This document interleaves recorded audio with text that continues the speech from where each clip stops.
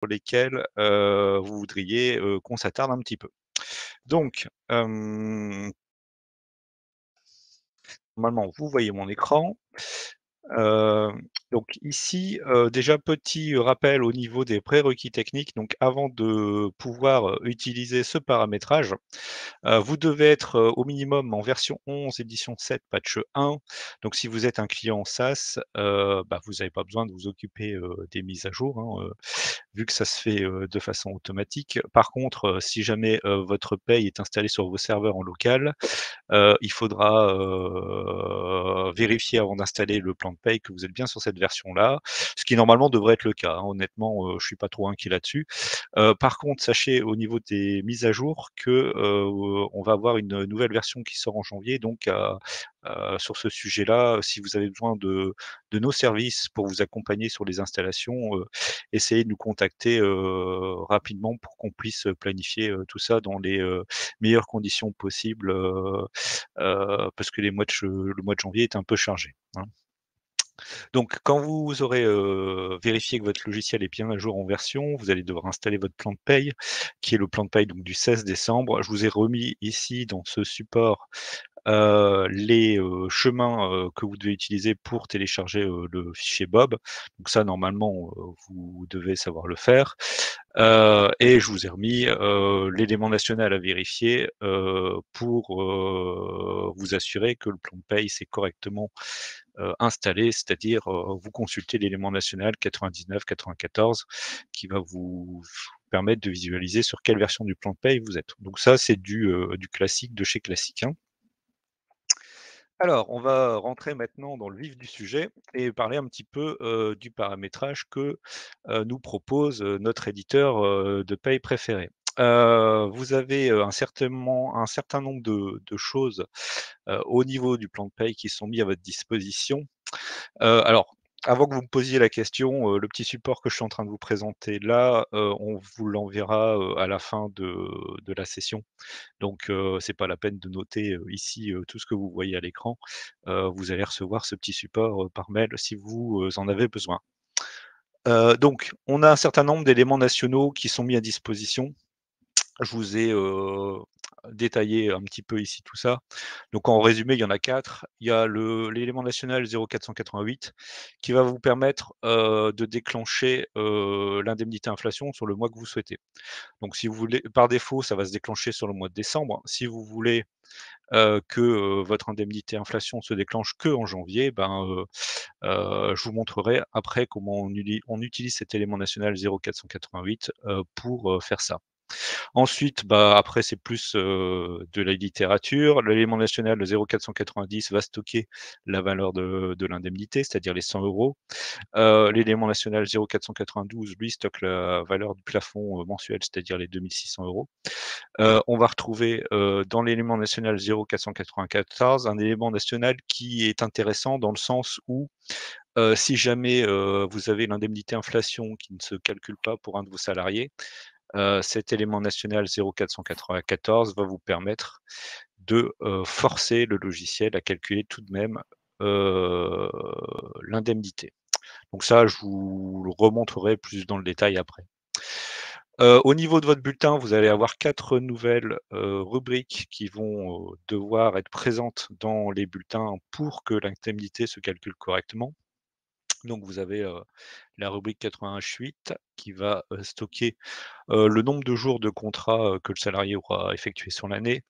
La rubrique 80I0 qui elle, va calculer le plafond annuel, pour votre salarié. La 80I2 qui va reprendre le brut sur la période, concernée, c'est-à-dire du 1er janvier au 31 octobre. Et enfin, vous aurez la rubrique 80I4 qui va porter le montant de l'indemnité, qui déclenchera, du coup, l'augmentation du net à payer. Donc c'est celle-ci qui va nous intéresser tout à l'heure.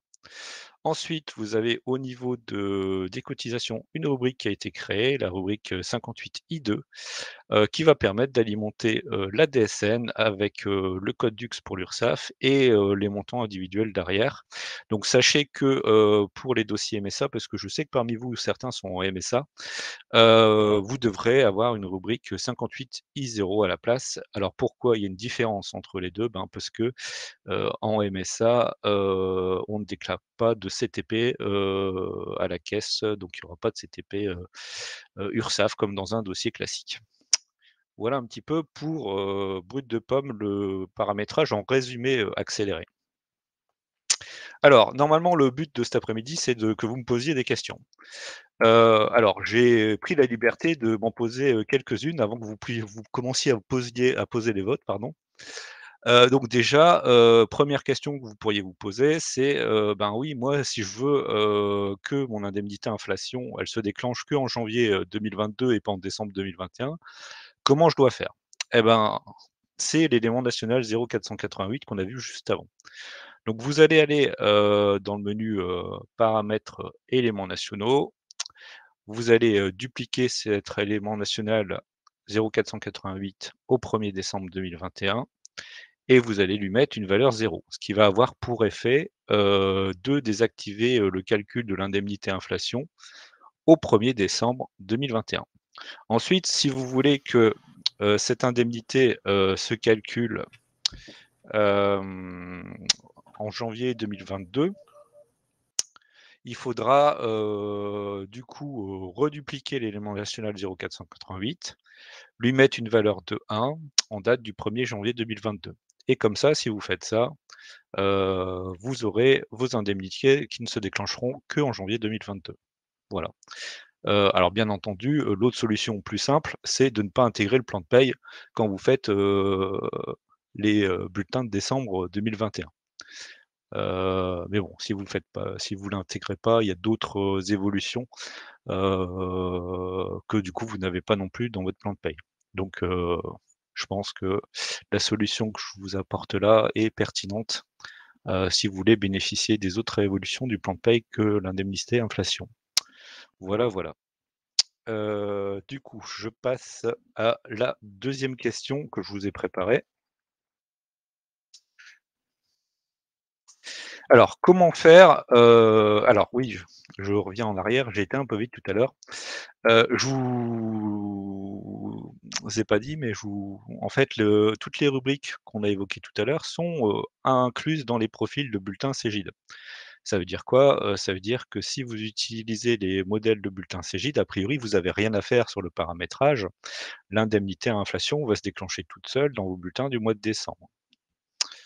Mais par contre, vous pourriez ne pas les utiliser. Alors comment savoir si, vous ne les utilisez pas? Bah, c'est simple, quand vous allez dans le menu, heu, paye salarié et que vous prenez, un profil, ici vous pourriez avoir quelque chose de personnalisé et donc, si vous avez quelque chose de personnalisé ici, vous aurez, quelque chose qui commencerait par DOST comme dossier ou STD comme standard. Donc si vous êtes en dossier ou standard, ça veut dire que vous utilisez pas, les profils Cégide et donc si vous n'utilisez pas les profils Cégide, attention danger, ça veut dire que toutes les rubriques qu'on a vues précédemment, ne vont pas être intégrées dans vos bulletins et donc par voie de conséquence, votre indemnité d'inflation ne se calculera pas. Donc il va falloir, dans ce cas-là, modifier vos profils, pour que, l'indemnité, se déclenche correctement dans vos bulletins.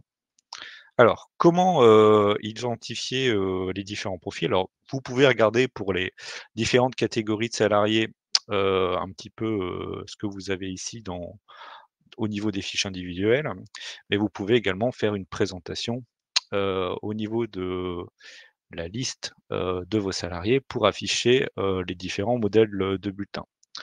Donc ici, je vais vous mettre un petit peu, heu, ma machine virtuelle. OK. Donc là, est-ce que vous voyez, ma paye? Si, c'est oui, envoyez-moi un petit message sur le chat pour me dire, «Je vois bien votre paye, monsieur Dutremet». Ça serait sympa. C'est bon, vous la voyez la paye?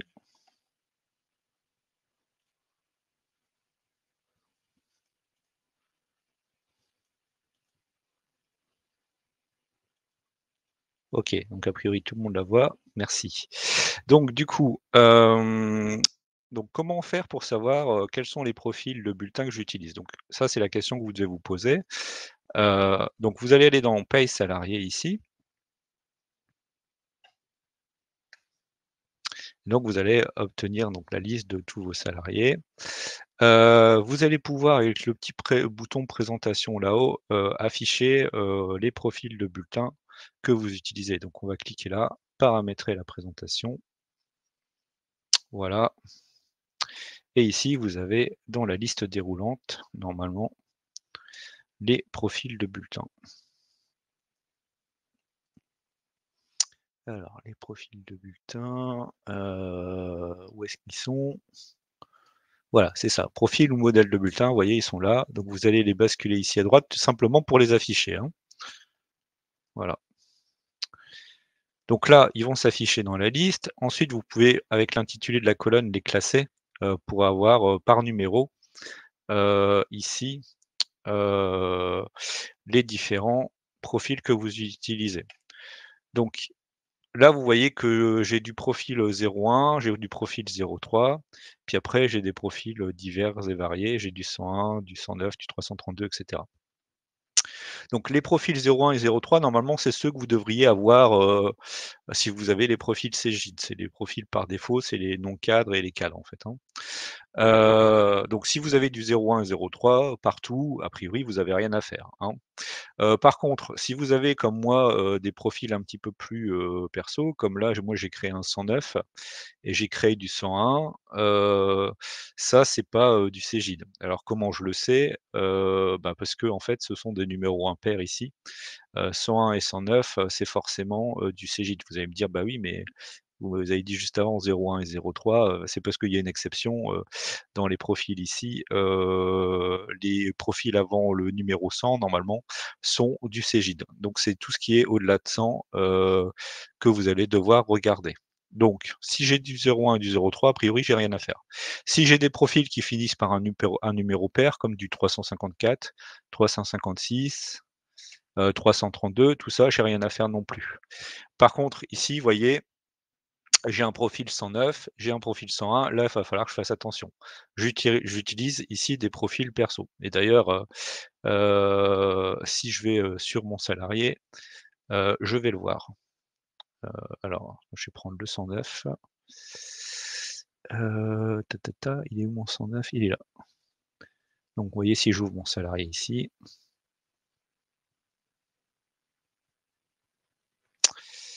ici, j'ai un ah bah, d'accord, intéressant.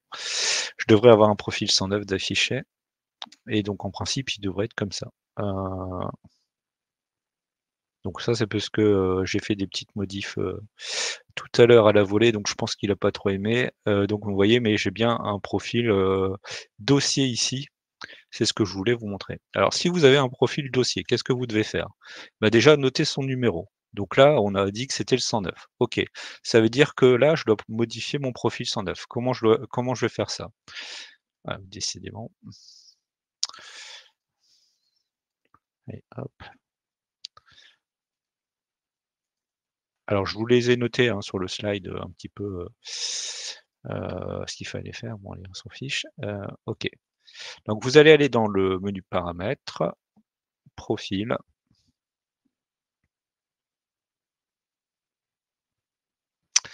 Et donc là, vous allez appeler, ben, le profil que vous avez repéré, qui est utilisé dans votre dossier et qui n'est pas un profil Cégide du coup, hein. Parce que je vous rappelle, si vous avez un profil Cégide, vous n'avez rien à faire. Donc ici, on voit bien que c'est un profil dossier, c'est marqué là à côté dans la colonne prédéfinie. Donc je vais ouvrir mon profil et je vais devoir rajouter, dedans, toutes les rubriques qui concernent, l'indemnité inflation. Donc c'est celle que je vous ai mis tout à l'heure, dans le slide. Donc normalement, est-ce que je les ai déjà mises? Ouais, je les ai déjà mises. Donc en fait, vous allez avoir sur la gauche les rémunérations, donc vous allez devoir sélectionner dans la liste les rubriques, 80 I0, 80 I2, 80 I4 et donc les basculer ici dans la colonne de droite comme moi je l'ai déjà fait. Ici, vous voyez, vous allez retrouver, les 3 rubriques, plus la rubrique 80 H8, qui permet d'avoir le nombre de jours, et vous avez aussi donc la rubrique, de cotisation à mettre à droite. Donc là, je vous ai fait un petit slide, vous résumant, ce qu'il fallait sélectionner. Voilà, donc là, vous repérez les profils. Vous voyez, vous allez sélectionner, ça va se présenter comme ça. Vous allez sélectionner les 4 rubriques de rémunération ici, la H8, la I0, la I2, la I4, plus votre, cotisation 58 I0 si vous êtes, à la MSA, ou sinon si vous êtes, sur un dossier cas général, vous allez, sélectionner la 58 I2 ici. Donc vous sélectionnez à chaque fois les rubriques avec la barre d'espace et vous les basculez là, dans votre profil avec la petite flèche, ici, droite. Voilà, donc là, quand vous aurez mis à jour vos profils, perso, vous avez fait quasiment, tout le boulot. Donc c'est juste, ici qu'il ne faut pas se tromper. Alors, quand vous allez faire cette manip là, attention, il est fort probable que le logiciel vous invite, à insérer des rubriques supplémentaires. Donc si jamais, ça se produit, vous ignorez les rubriques qu'il vous propose d'insérer, hein. Ce que vous devez, insérer, c'est uniquement, les 4 rubriques de rémunération qu'on a vues et une des 2 rubriques de cotisation, en fonction du régime sur lequel vous êtes. Voilà, donc au final, ça doit aboutir à ça. Vous avez sur la partie droite, les rubriques en question, plus, la rubrique de cotisation ici. Voilà. Est-ce que, vous avez, des questions, sur, l'insertion, des, rubriques, dans les profils? Ou est-ce que ça va ça? Pas de questions là-dessus? De toute façon, je vous réactive vos micros après, hein. Est-ce que les apprentis sont concernés? Il me semble que oui. Les apprentis, doivent avoir, ces rubriques. Mais de toute façon, si vous utilisez les profils apprentis Cégide, c'est déjà dedans. Donc, normalement, vous avez rien à faire.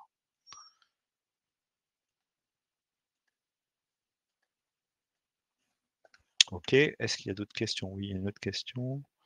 Les stagiaires, je ne sais pas, s'ils y ont droit, c'est une bonne question. Faudrait que je me renseigne, là-dessus.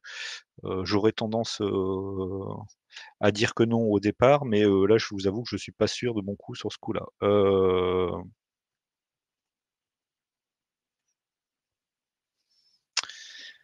Alors, Sofiane, pour votre histoire de libellé, si vous voulez, je vous repasserai un petit coup de fil après, hein. Donc là, ce qu'il faut bien comprendre, c'est ici, si vous avez des profils de bulletins qui ne sont pas des Cégides, vous devez, faire une manipulation qui est d'insérer les rubriques dedans. Donc c'est vraiment ça, le point, sur lequel il ne faut pas se tromper. Bon, OK. Alors ensuite,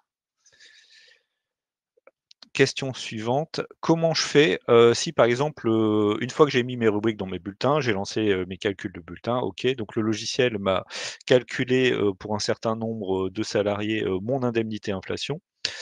Mais pour certains d'entre eux, moi je voudrais qu'ils me le calculent et en vrai, il me l'a pas calculé. Donc il y a une possibilité pour le faire, qui est d'utiliser, l'élément national, le 0494. Donc si jamais vous êtes dans ce cas-là, vous avez calculé un bulletin, l'indemnité ne s'est pas, mise dessus, donc ça veut dire que pour le logiciel, le salarié est au-dessus, mais vous, vous n'êtes pas d'accord avec le logiciel et vous souhaitez qu'il la mette quand même. Donc dans ce cas-là, vous pouvez utiliser donc l'élément national 0494, vous allez aller dans le menu paramètres, paye, éléments nationaux. Vous allez appeler votre élément national 0494 et là, la petite, subtilité, c'est que vous allez devoir dupliquer l'élément national en élément dossier. C'est-à-dire que quand vous dupliquez un élément national en élément dossier, vous pouvez le mettre au niveau salarié. C'est-à-dire que vous allez pouvoir saisir pour un seul salarié, une valeur. Et quelle valeur il va falloir saisir ici? Et ben, pour activer le calcul, il faut juste remplacer le 0 par un 1. Donc attention, ça c'est vraiment si vous êtes dans le cas où, l'indemnité, ne se calcule pas pour quelqu'un et vous êtes certain que, le logiciel s'est trompé. Donc dans ce cas-là, vous faites ça. D'accord? Alors, on me pose la question: «Pour une personne sortie le 1er décembre, doit-on faire une régule?» Bah non, enfin, ça dépend.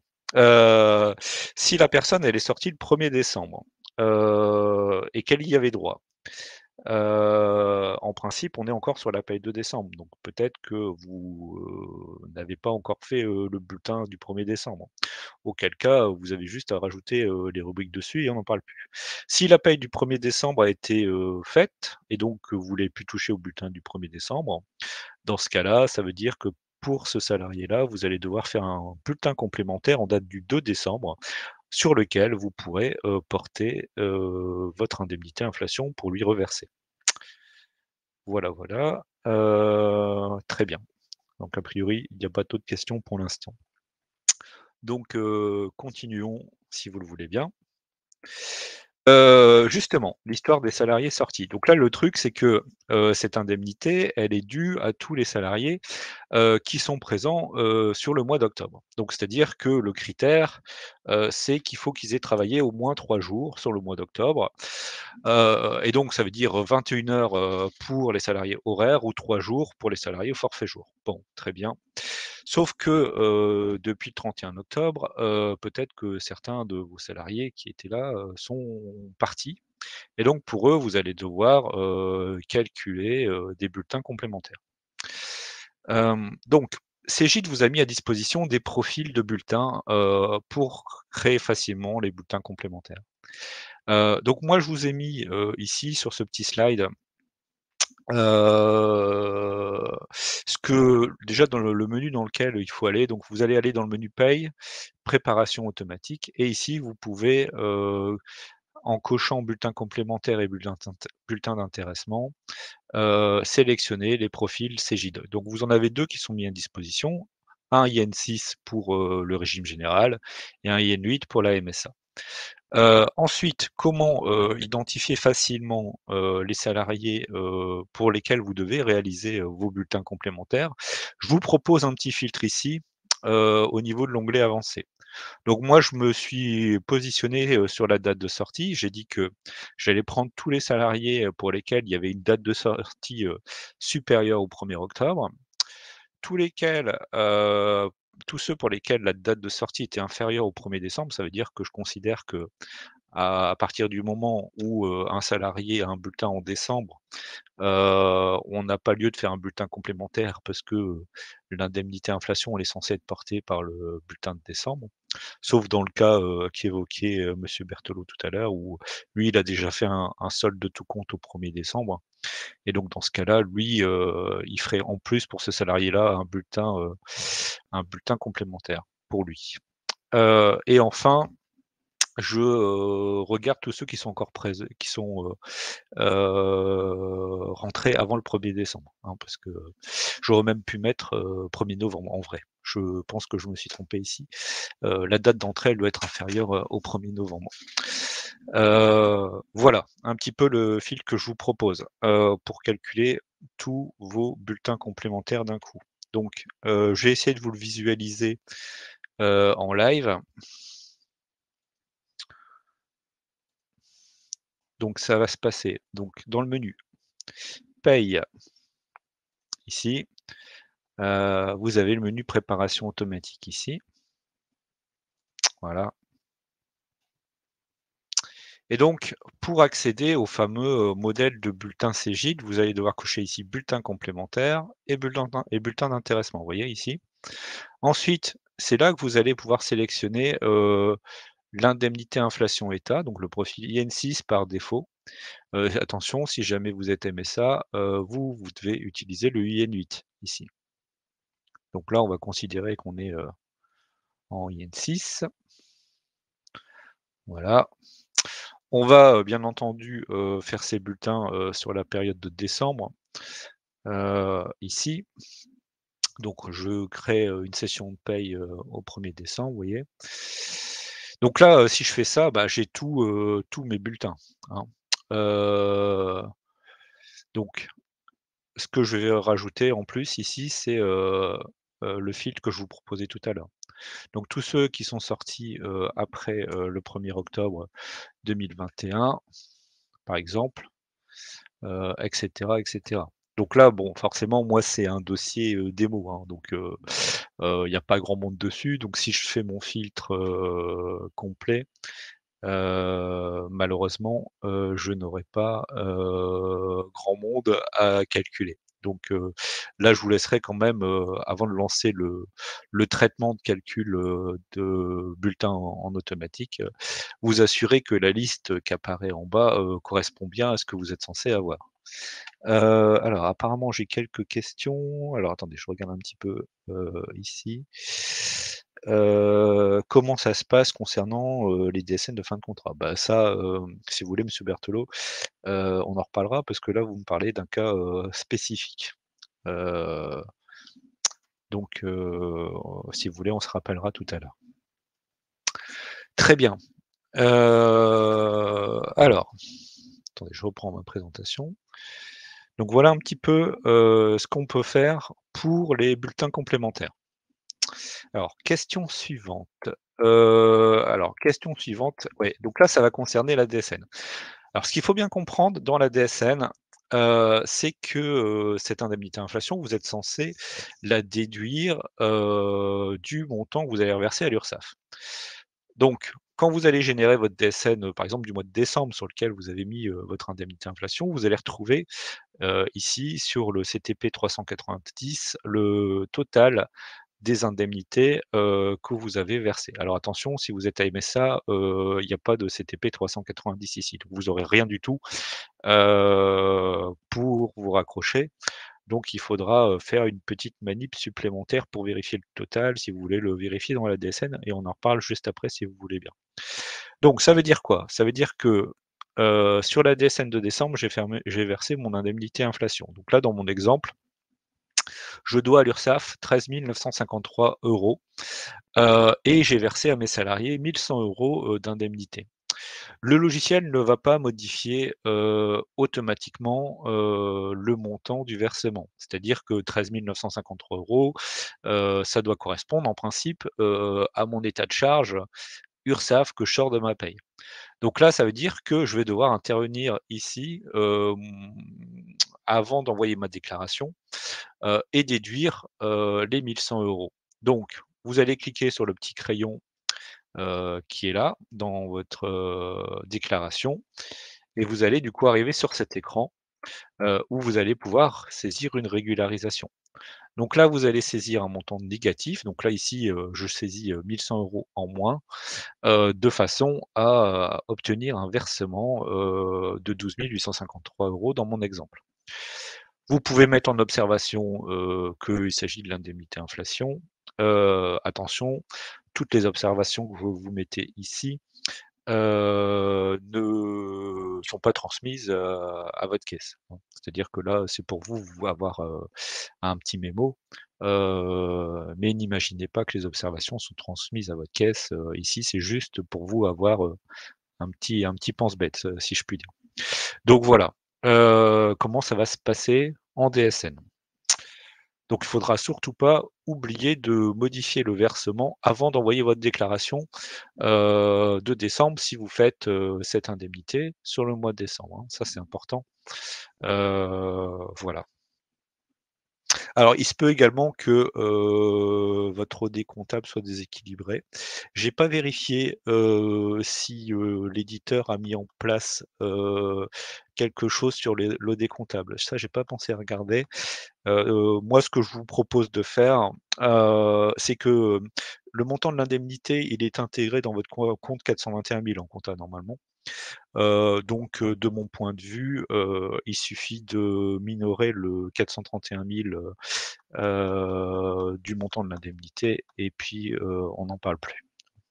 Donc ça, faudra voir si, au niveau de l'audit comptable, ça se passe bien ou pas, ça j'ai pas regardé.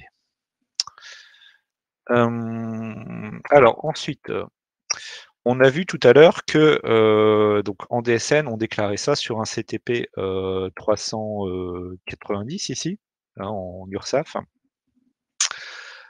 Au niveau, des montants individuels, vous allez retrouver cette indemnité inflation en négatif dans la DSN, au niveau du bloc, 8101. C'est-à-dire que, si vous sortez votre DSN au format Excel, vous allez retrouver tout ça, au niveau, de l'onglet cotisations individuelles et vous pouvez, isoler, les indemnités, versées avec le code 913. Donc je vous invite à faire ce petit contrôle avant d'envoyer vos déclarations, de décembre, si vous les mettez, sur décembre. Donc vous devez vous assurer que vous avez bien le même montant ici que sur le CTP 390. Si jamais vous êtes en MSA, bah, ici, ça vous permet de vérifier, le montant, de toutes les indemnités qui sont bien remontées dans votre déclaration, hein. Donc ici, vous auriez, ce genre de choses, si vous aviez 1 100 € d'indemnités à verser. Alors, je vois qu'il y a quelques questions. Quand on a plusieurs établissements, devons-nous faire la même manip pour chaque site? Alors, j'imagine que vous me parlez, du montant du versement. Comme vous avez une DSN par établissement, que vous déclarez, les versements URSSAF en principe par établissement dans cet exemple-là, effectivement, il faudra faire la modification par site. Donc une DSN égale un versement égale une modification, pour répondre à votre question. Les payes de décembre étant déjà calculées, n'est-il pas mieux de télécharger le BOB sur janvier?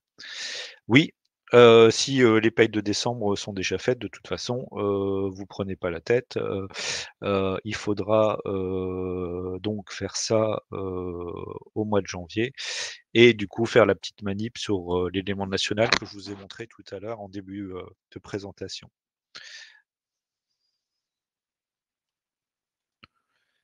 Heu,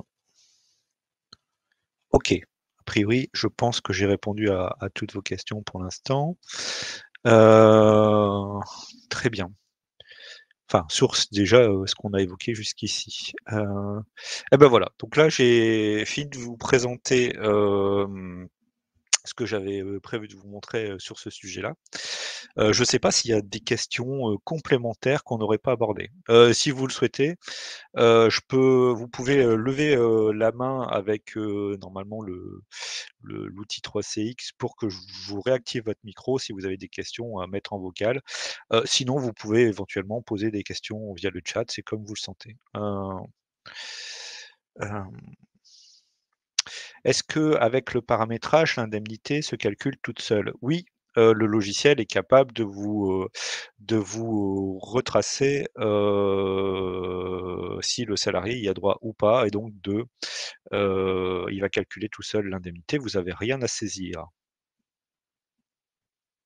Après, vous pourriez ne pas être d'accord avec ce qu'il a calculé au niveau par exemple, du brut qu'il aurait retenu, pour le plafond ou, au niveau, du plafond du nombre de jours. Dans ce cas-là, vous pouvez saisir, il me semble, les informations que vous le souhaitez dans les bases de chacune des rubriques et du coup, le logiciel, reprend en compte votre saisie et non pas, ce qu'il a calculé, par défaut.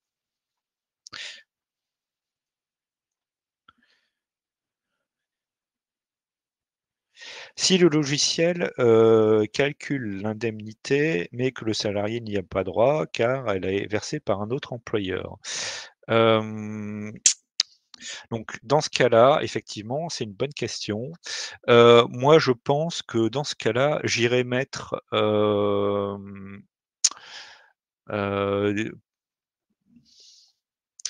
alors dans ce cas-là, je pense que je mettrais, un élément national 0488, au niveau salarié, ici. Je dupliquerai l'élément national 0488 au niveau salarié, heu et je le mettrai, du coup, au 1er décembre, avec la valeur 0 pour lui uniquement. Ce qui me permettrait de désactiver le calcul pour cette personne-là. Moi, je ferais ça, dans le cas que vous m'évoquiez, madame Fretin.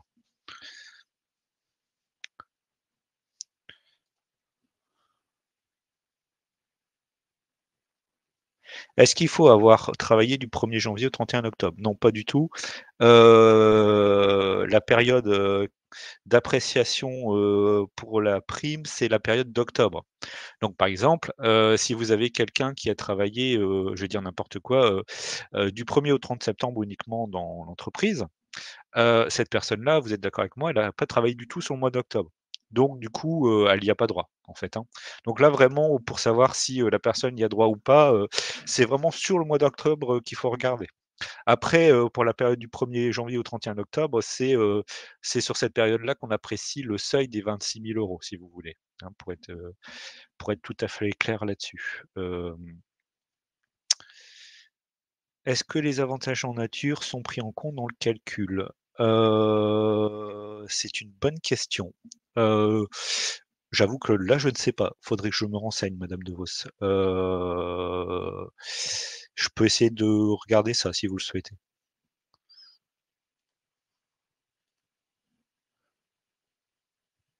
Si un salarié a changé d'établissement, dans l'année, comment se fait le calcul? Bah, a priori, le calcul devrait, bah, alors déjà ça dépend. Ça dépend s'il a changé d'établissement, sur la même, alors si le salarié a changé d'établissement au sein de la même société, je pense que le logiciel va recalculer tout seul le truc. A priori, s'il a changé d'établissement entre 2 sociétés différentes, le logiciel n'ayant pas l'historique, des mois antérieurs, il va devoir, proratiser, sur, la période sur laquelle il codait les éléments. C'est-à-dire qu'il reprendrait, dans cet exemple-là, imaginons que j'ai un salarié qui ait changé d'établissement au 1er avril, et qu'il ait changé de société, mais c'est 2 sociétés du même groupe. Donc je pense que dans ce cas-là, ce qu'il faut le logiciel, il va comme il a pas les éléments avant le 31 mars, il va regarder s'il y a droit en se basant sur la période à partir du 1er avril. Mais comme c'est 2 employeurs différents, c'est 2 sociétés différentes, de mon point de vue, c'est comme ça que doit se faire le calcul. Il n'y a pas lieu, a priori, de considérer, la période antérieure, s'il y a eu changement de société. OK,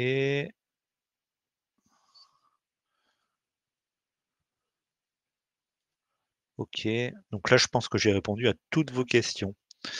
Est-ce que, quelqu'un a une question? Donc j'ai bien noté, l'histoire des avantages en nature pour madame De Vos. Est-ce que quelqu'un a une autre question? Il nous reste 5 petites minutes.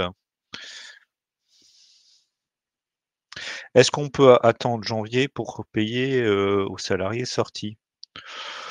Bah, je suis pas fan, hein. Moi, je pense que vous la payez, à tout le monde en même temps. Enfin, ça me paraît plus cohérent. Si, vous payez, aux salariés présents en décembre, je pense qu'il serait logique, de payer aux salariés sortis sur décembre également. Heu Parce que sinon, enfin, c'est compliqué de justifier pourquoi, à certains vous avez payé en décembre, à d'autres en janvier. Surtout que le calcul de traitement de préparation automatique vous permet, en principe, de sortir ces bulletins, de façon assez simple, hein. Donc, je vois pas l'intérêt de pas payer les gens en même temps, pour être clair.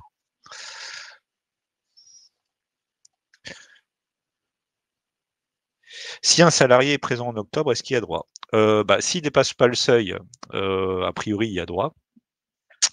Et il faut qu'il travaillé au moins 21 heures ou au moins 3 jours. Donc, voilà, donc le seuil, s'il a travaillé uniquement sur le mois d'octobre, par exemple, ben, le logiciel va regarder, s'il a moins de 2 600 € bruts, sur le mois. Si c'est le cas, il va lui déclencher son indemnité et par exemple, s'il a gagné 3 000 € sur ce mois-là, bah, il est au-dessus, a priori, il y aura pas droit, hein. C'est un peu, comme ça que ça se passe normalement. Heu S'il est arrivé le 1er octobre, pour moi, il y a droit s'il a travaillé au moins 3 jours. Tout à fait, et s'il est en dessous du seuil. Voilà. Si on a des salariés liés, est-ce qu'il va calculer une seule fois la prime? Ah ça, c'est une excellente question, madame Douane. Je vous remercie de l'avoir posée parce que je n'ai pas la réponse. Alors il serait logique qu'il ne la calcule qu'une seule fois. Heu, mais pourquoi, vous auriez, ouais, les salariés liés, normalement, on les utilise, que si le salarié, il a 2 contrats différents au sein de la même structure. Normalement, c'est dans ce cas-là qu'on l'utilise. Là, il faudra, vérifier qu'ils se comportent normalement. J'avoue que j'ai pas testé, les salariés liés, donc je peux pas vous dire. Donc ça, à la limite, posez-moi la question à la hotline, si jamais il y avait un souci avec ça. Heu, Comment calculer son seuil si son contrat a débuté le 20 septembre et s'est terminé le 1er décembre? Bah, ça, normalement, c'est pas à moi de vous le dire. Vous avez suffisamment de documentation sur le sujet, pour, y arriver. Alors normalement, je vais quand même, vous le dire, vous devez regarder son nombre de jours de contrat du 20 septembre, au 31 octobre et donc après vous allez proratiser, le seuil de 2 600 € en fonction du nombre de jours de contrat, du salarié sur la période. Donc si on prend un exemple simple, le salarié a travaillé du 20 septembre au 31 octobre, donc ça veut dire qu'il a fait, 31 jours en octobre, plus, 10 jours en septembre, ce qui fait donc un total de 41 jours. Moi je prendrais 2 600 € et je ferais, une règle de 3, fois 41 sur 30 et ça me donnerait le plafond à pas dépasser, que je, comparerais, à son salaire, brut. Voilà, voilà. Heu Bah, s'il y a un problème avec les salariés liés, madame Douane, si vous voulez, je vous rappelle après. Heu, heu, Parce que là, comme je vous l'ai dit, je n'ai pas étudié de près ce cas-là, donc heu, normalement, les salariés liés, ça doit être, en principe une exception. Est-ce qu'il y a d'autres questions, sur, tous ces sujets-là? Est-ce que c'est clair, hein, pour vous? Heu, Est-ce que, cette petite, présentation vous a permis d'éclaircir certains sujets?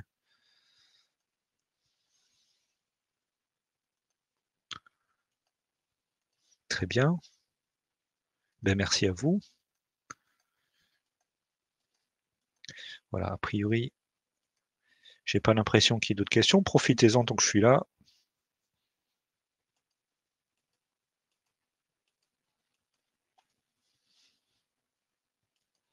Donc ce paramétrage, vous voyez, il est pas extrêmement compliqué, hein, mais il y a deux-trois petits trucs sur lesquels il faut être vigilant. Donc je vous rappelle, si vous devez planifier, des mises à jour, faites attention à le faire, assez rapidement et si, vous faites votre DSN de décembre, n'oubliez pas de saisir, vos taxes, parce que c'est obligatoire sur la DSN de décembre, ainsi que vos effectifs, hein. Donc tout ça, ça se trouve dans les saisies complémentaires, du DSN Link. Donc en principe, vous savez de quoi je parle, hein.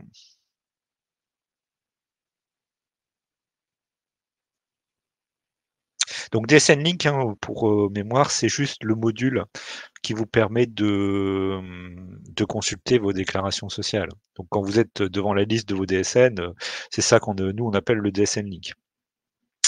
Donc du coup, ça veut dire que, pour la DSN de décembre, vous devez saisir vos effectifs, et les taxes au niveau de la petite maison à l'accueil dans la zone, saisie complémentaire.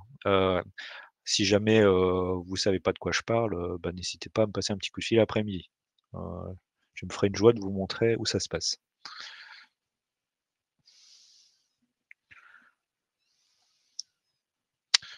Voilà, voilà. Est-ce qu'il y a d'autres questions?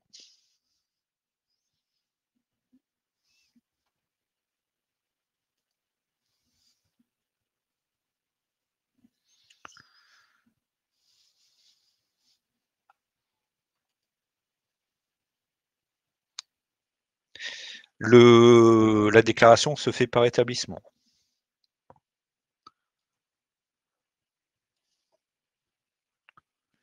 Je vais vous envoyer la doc, si vous le souhaitez, enfin la doc va partir, là après, la web présentation. Vous devriez la recevoir, dans l'après-midi, voilà. Bah, écoutez, bonne fête de fin d'année à tous, si je ne vous ai, plus, au téléphone d'ici là. Heu,